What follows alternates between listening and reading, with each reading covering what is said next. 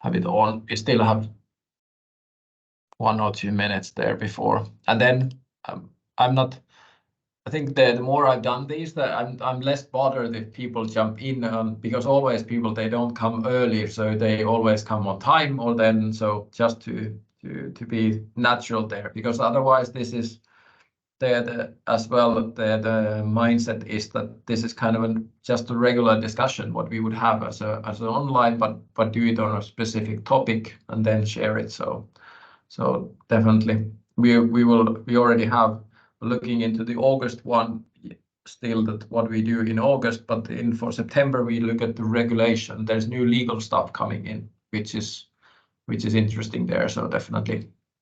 Okay. Definitely that is there. So okay. Will you, Niklas, turn your camera off? Thanks. So yeah. So in that sense, that's already booked for September. So let's see what. But there's a couple of different ideas for August. Okay. So that is there. That is the case. Okay. I think it's 5. I think I have a fairly hard stop. So let's start from the official one. So I will start it with the introduction, and then we cut it from there. So then and people join in when they jump in. Okay. So welcome to everyone to our Insurance Innovation Push series. This is the 8th episode, if I remember correctly. And today's headline is that AI or us, who insures whom? And here to speak about is Hans Lindner. I will give in a moment the word for him, but briefly on Yellow May. So we are an insurance innovation consulting agency looking into the insurance industry and looking at from the bottom to the top level, all the way from partners to strategic development there on that industry. So, but now I will give my warm welcome to Hans. Go ahead and share some details of you before we jump into the discussion here. Go ahead. Yeah, thank you very much, Jussi, and the other participants. So I'm professor at the TH Köln. It is the Technical University of Applied Sciences in Cologne. And here I'm member of the Schmalenbach School of Business and Economics. So in my background, I'm not only a business guy, I'm additionally an engineer. So I studied engineering and business administration parallelly. And more than 30 years ago, I developed empathy for computers. So my topic was adaptive computer systems. And this dealt with user modeling. So, and it was, let's say, far beyond when I did that more than 30 years ago. The people thought that I'm from another star, yeah, or from the Mars. Now we can say it's empathy for computers, because I really did that, and I developed some methods how we can analyze empathy in business, and how we can apply that. I can do it without a computer, and I can do it with simulation. So I use simulation models. I use artificial intelligence in combination, especially fuzzy cognitive maps, it's called. So it's not a new technique, but it's a technique that is not very well known, but it's very, very fast compared to other systems. So what did I do more? I developed a lot of HR systems. So I work with people who do HR software. I did business strategies. I founded several companies. One of them, it was the biggest, is Human IT, located in Bonn. So it was a big thing in the 2000s years, in the big bubble, yeah. And no, I was a professor for computer science, and now I'm a professor for business administration. And now it comes even better. I work with in a laboratory together with colleagues who do electrotechnics and computer science, because we do human modeling for mobility. And so there is an intersection to insurance. Yeah. And let's say my typical sentence is, I believe that digitalization and artificial intelligence is just in the beginning. So we think, oh, it will overtake us, and you read in the newspapers that everybody warns. And this warning was done the last 60 years, every 10 years. They said, oh, it will overcome, it is great, and we will never work because artificial intelligence will do everything. And my first experience was 1986 when I was at VW Volkswagen, and there was the hall 54, and the manager of the hall asked us as a student, what do you think, how many people work here? And I said 50 maybe, and the other said 100, and he was laughing, and he said 5,000, and it's only one hall. Yeah, and we are fully automated, so we need people, but in different roles. So the jobs change. So okay, that's my beginning. So yeah. Okay. Well, very interesting. I think we can, and then it's kind of like I think the learning curve has been there as well in the background, definitely very, very substantial that you have Yes, had. the access is easier. Yeah. Yeah, because it was a very special software in a special environment, only for big companies. Banks use that, neural networks for risk comparisons and so on.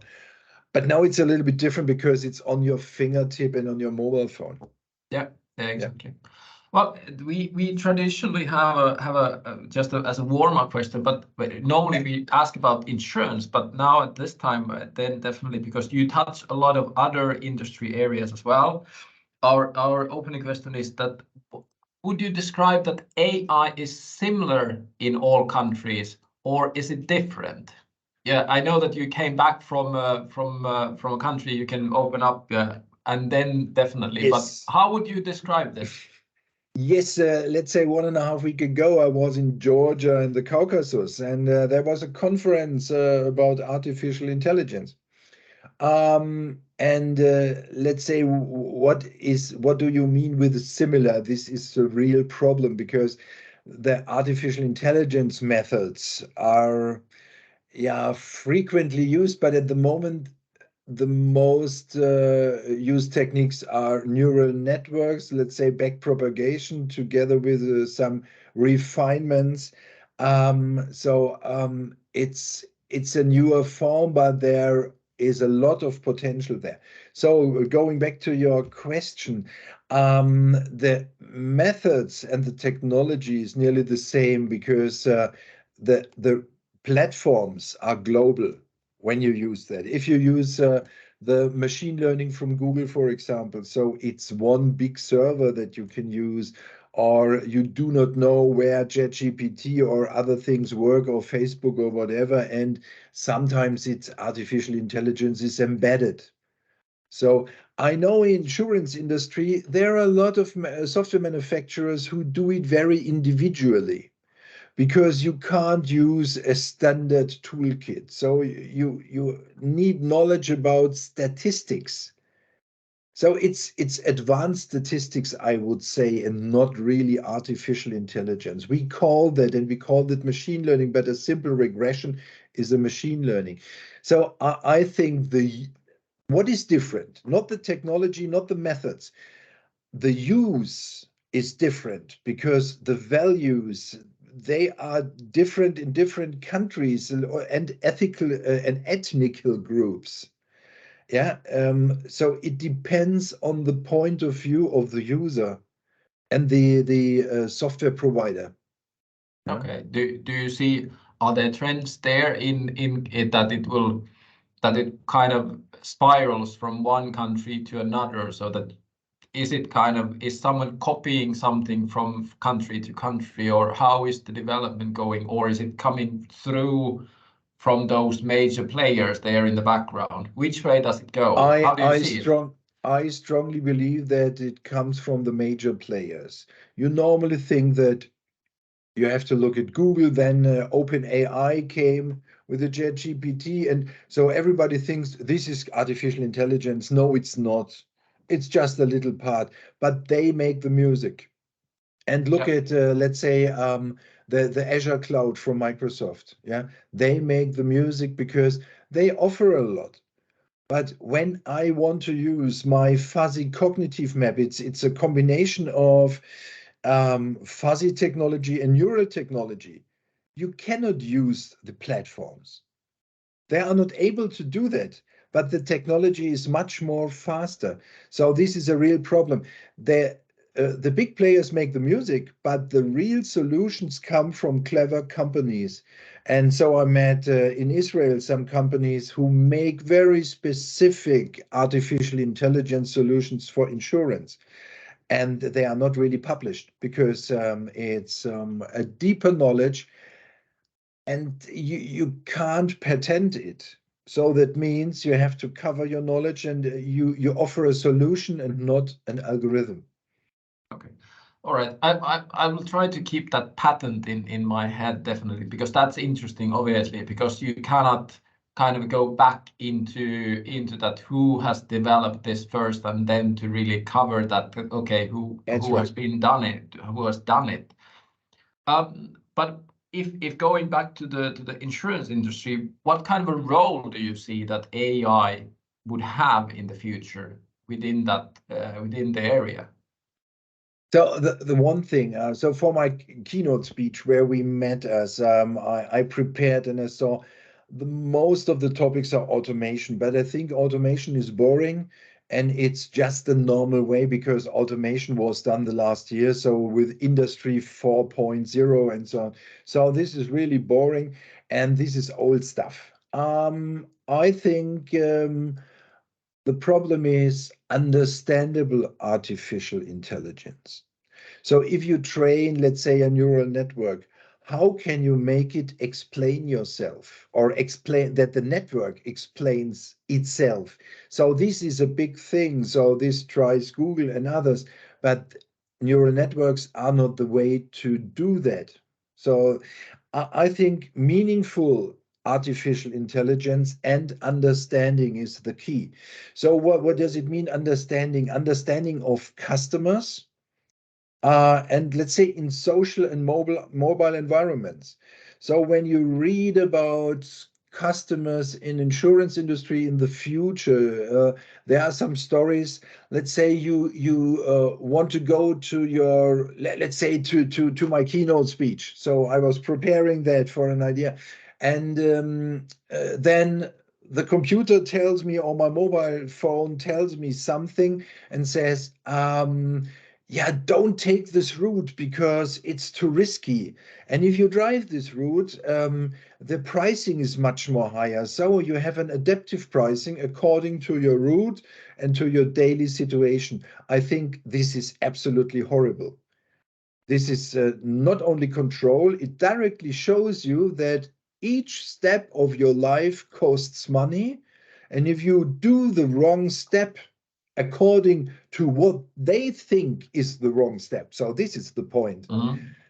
Someone believes that this is a risky step and you say, no, it's not a risky step. And they say, yes, it is. And so we raise your insurance fees. So this is really crazy. These are the scenarios you will find. So that means what we need in the future is the word is LC. If you know what it means. So this is ethical, legal, and social implications. You need that because socially it's horrible what I read from some consultant companies. So what we need is a better understanding, and understanding means we need a model of not only for users, for customers, employees, stakeholders, models for everyone to learn how we think, what is our social environment, and which insurance product fits to our situation. Let's say I update my insurance product. So I was diving with my daughter 6 years ago.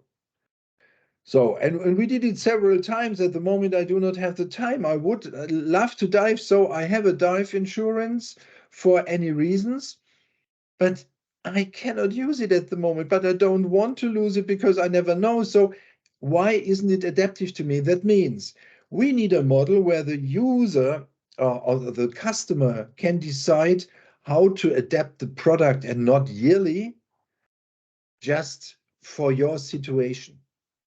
So like it is like embedded insurance when I went to Georgia. So I booked the flight, and I think I have an insurance for everything because I travel a lot.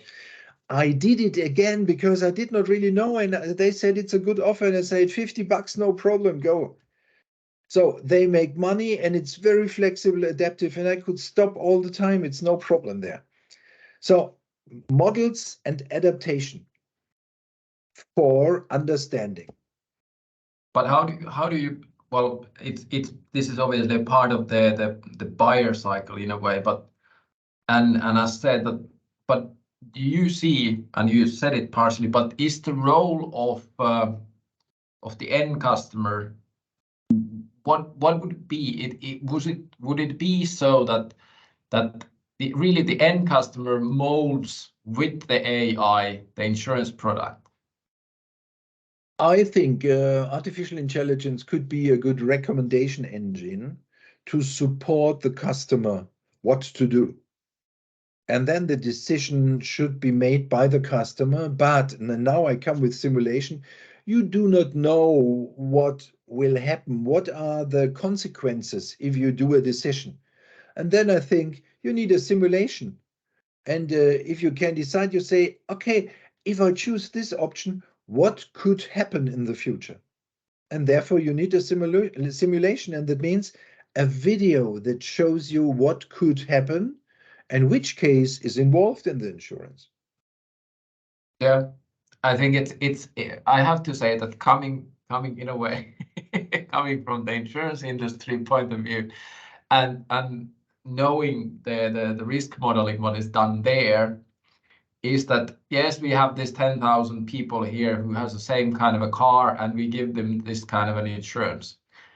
And then when you do this with AI, then it comes down to the question that, okay, 4,000 of those are so reckless drivers that, okay, they should not have an insurance product at all. And then you have the additional ones that should pay considerably more because they drive very, very, let's say, their risk decision-making capability is not there. And then on the other hand, you should basically give for some of them the insurance almost for free. And then you come down to regulation, which says that, okay, each individual in a way cannot have an individual product. I think it can, and I will give you an example because I had a very bad event there. I hired a car for a tour to Switzerland because I needed a bigger car.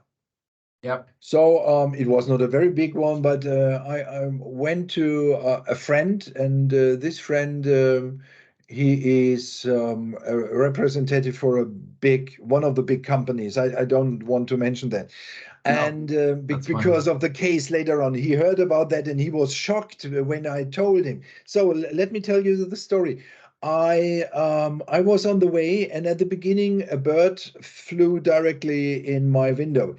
It was not a real problem because not the bird survived, but the window survived. So, and I said, okay, this costs a window, but I have an insurance. They told me I have an insurance. I know I had this because I had leasing the last 25 years. And when my front window was broken, it was 150 euro. It's not a problem. So I saw it and I said, oh my God, sorry for the bird, but okay, I went on. When I brought the car back, 15 minutes before I brought it back, there came a little stone and went directly, knocked into my window. It was only a very little point. And I told them, yes, I have to tell you. And at the end, I had to pay 1,100 euro. Because the insurance for a hired car is totally different to a personal insurance. For rental vehicles, they are different if you don't reduce the excess. Yes, but you cannot reduce that, especially because no insurer does it. I asked, why did you give me this, sorry for horrible insurance? And they said, there is no other chance.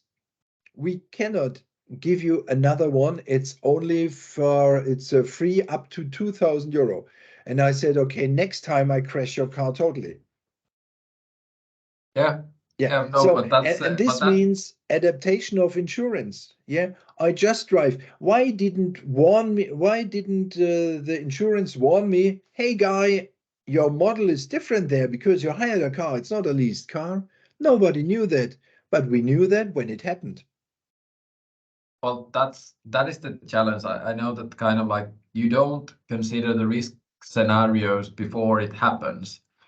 But then on the other hand, well, coming down, then would it be that in a way to AI to say that, okay, well, hey, these are the most common incidents what happens with the car, and here's a 30-second video of them, and then reconsider what kind of a policy you Yeah. should have. Yes. Yes. And before you give the signature. Yeah. Yes. Because nobody knew, nobody gave me an advice, not the insurer, not the hiring company, the rental, no, nobody. Yeah. So, and this I mean with a model. If there would be a model in the background, the model would say, hey, think about, this is a different case. So next time I know, I will not hire this car from this company again. Though it's from a friend. And he said, yes, I believe. I understand. And the other thing is, I would never tell that there was a stone in the window. Let them look. I do not tell the truth anymore. I don't tell anything. So Yeah. this changes my behavior very badly. Yeah. Yeah. Okay. What if you consider I think we all know that kind of like not to blow anything more, but I was yesterday watching the latest Mission Impossible film aired yesterday as a premiere in the cinemas, and also there is as well, let's say not a friendly AI. What do you how do you see a kind of like how far do we need to go in the development that AI is would, I'm not saying harming people or the harming policyholders, but what would be their kind of like what would Yeah, be sure. the methods there? I think this is the same situation as training students or pupils or kids. If you teach them how bad the world is, they will be bad. But the problem is, if people behave bad, the artificial intelligence will learn and will do the consequence. So I know there was an event, and the developer, I think he tried, he wanted to stop something, and the artificial intelligence checked that and said, okay, I have to lock out the administrator. And so he was locked out. So this is a typical story. So at the end, I say, don't give artificial intelligence access to administration rights and use a normal power switch. Switch Okay. it off. Switch it Yeah. off. Yeah. Because we don't need email. Yeah. We can, yeah, we can send messages in different ways, and you do not need messengers all the time. Yeah. True. True. You had some interesting gear before I'm asking that. Oh, yes. So you what Yeah. you wanted to or promised to show? Yeah. No, and I have it here. I don't show the videos, but I show these devices. So when I model people in decision environments, so let's say this is for neuromarketing, I have some headsets. Yeah. So, and with this headset, I can directly see which areas in my brain will react. And nowadays it's totally different to what we know from classical EEG. The classical EEG gives you only some graphs, let's say. Yeah. But nowadays the data is directly analyzed by fast Fourier transformation, and then it shows me some key figures about stress, about relaxation, about interest, about awareness. So I can directly see what is going on with your mood, with your feelings when you do a decision. So this is one of the things. We do that for mobile environments, we do that in business environments, and this is the small one, and this works very, very fast. So you switch it on and you can directly see your brain activity in 3 dimensions turning and so on, and you see your, let's say, a dashboard about yourself, about your cognition and emotions. And the interesting thing is, normally I show that to the people and I say, okay, I can meditate and I go down and I can relax, and the people see that the key figures go down and up. And last time when I did it, my stress level was extremely high and I was not relaxed. It was incredible. And it did not happen because I told it not only to one person, and we said, we do not know. So the other guy took that and said, oh, that's wonderful. And he was totally relaxed, no stress. And I said, okay, I'm the trainer, you're not, but you make it better than I. So we said, forget that old stuff. We go out, and he was going for a cigarette. And I said, oh, let me smoke with you. We went out, we smoked. It's very good for insurance. Yeah, we smoked, and believe me, we laughed a lot about this joke we had and this event. And at the end, my relaxation went up to 60 or 70%, and my stress went down to 10% because we were laughing and we were smoking. So sometimes there are combinations which are healthy. Laughing is healthy all the time. Yeah. Smoking not, but the combination was brilliant. And so okay, so it could be that there's because we know that mental illnesses and mental stress is one of the symptoms definitely. That's right. Interpretation with AI and giving a guidance occasionally, go and buy cigarettes, then you can you get relaxed. Yes, and the AI gives you a better insurance package and goes for some cigarettes and say, I will order a cigarette for you and you have a better mood. Yeah. Yeah, true. Oh, yeah. that would be there. and there, but it's so that the AI then interprets, or the what is behind there interprets the signals coming from the brain there. Yeah, the brain signals. Yeah. But it's a superficial brain signals, not the inner one. It's not like an MRT or something else. Yeah. Okay. So the MRT goes a little bit deeper, but if you are in an MRT, you are not in a real environment. And I work in the wild. Yeah. Yeah. Okay. This is basically, we always want to collect, and from different areas is kind of like that. Okay, and coming down to a very founding question. Let's say when we talk of innovation within insurance as well, is on a scale of 1 to 10, how innovative you consider that insurers are. So insurance or insurance companies are. What would you say? So my political question is, I do not know all insurers, so I can't really answer this. But when I had some talks with people from insurance companies, I would say they are on their way, and let it be 5 or 6. Yeah, so they are not highly innovative because they have a lot of legacy systems. I know that some guys from Allianz or Deutsche Allianz, they try to overcome the legacy systems. There are a lot of efforts there. We will see how it works. The problem is the same with banks. I know that banks used neural networks 20 years ago, and they switched it off because the learning time was incredible. So they went away with a normal data warehouse and with an update together with data scientists, monthly updates for your credit risks. So it was more practicable than using artificial intelligence. Okay. Yeah. So we have to find a way. I think they are on their way because we saw at the conference there are a lot of innovative guys there, and it's going, but the budget is not enough, what I know.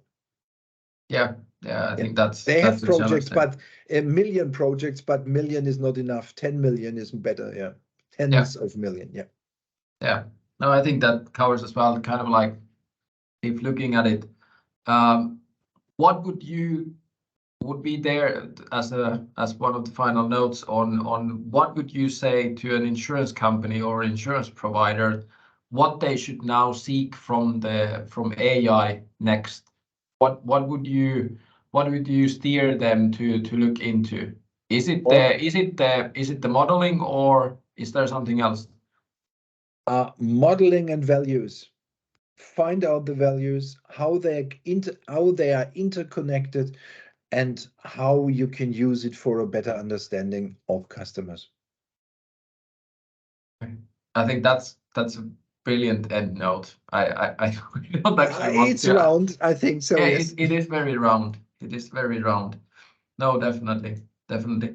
Does if just looking briefly on just the last question from me is definitely that if you look at the speed of development within AI, how you would measure this? Is it in weeks or months or hours, or what do you see? Because everyone is talking that it's speeding up, but how do you see this?